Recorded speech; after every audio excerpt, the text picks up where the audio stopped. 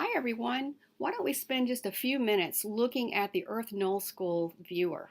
This is a whole lot of fun. You can explore the Earth and you can look at the different areas of high and low winds, as well as, for our purposes, looking at wave energy. So we're going to be looking for wave height as well as wave period.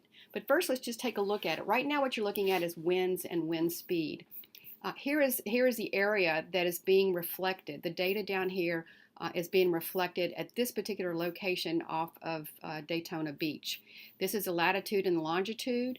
This is the heading, the compass heading of the direction of the winds. This is actually the speed of the winds. And you can see as I move my cursor over it, this actually highlights. And you can click on it and change the wind speed to reflect the units you're interested in. Right now it's showing that it's 25 kilometers per hour. If I click on that, it changes it to meters per second and knots and then miles per hour.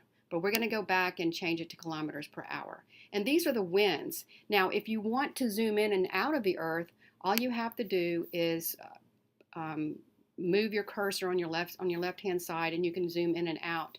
And you can see there's all kinds of interesting situations going on Earth right now. We do have some hurricane systems. Here's one in the Atlantic, and here's one in the Pacific. And if you rotate the Earth around, here's yet another one in the Pacific. So there's a whole lot going on, and you can just spin around. Wow, there's a couple of them in the Pacific, a few of them. You can just spin around and see what's going on. We can go down to the high latitudes of the Antarctic, see what's going on down there. So there are the winds down in the Antarctic. But what we're interested in today is learning how to explore the Earth to identify wave height and wave period in different places on Earth so that we can do our wave energy calculation. So if you go down here and click on Earth, this will pop up. And right now you can see that for mode down here, we're in air.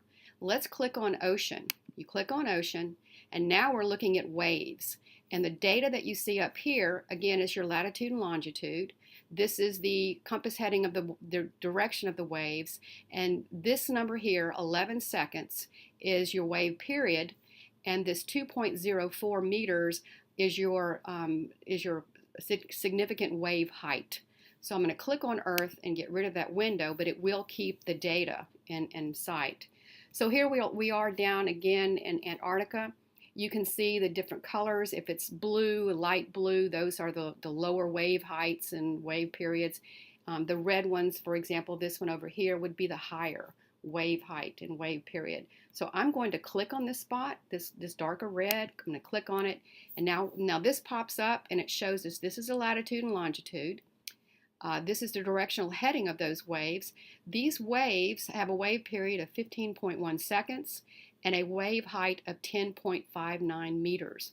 Now I can click on meters if you want to see how many feet that is. I'll click on it and you can see that that's 34.7 feet. But we want to keep it in meters for the purposes of our calculation. Now I'm going to spin around. Let's go to some of those places where we saw the hurricanes a little bit earlier. Let's cruise around the Earth. I think I'm going the wrong direction here. Let's go back over here. All right, here we go right here. So you see this has a dark red area. So if I click on this, all right, so here's the dark red area here. This is the latitude and longitude of that area. This is degree heading of the waves. The wave period is 16 seconds and the maximum wave height is 14.87 meters.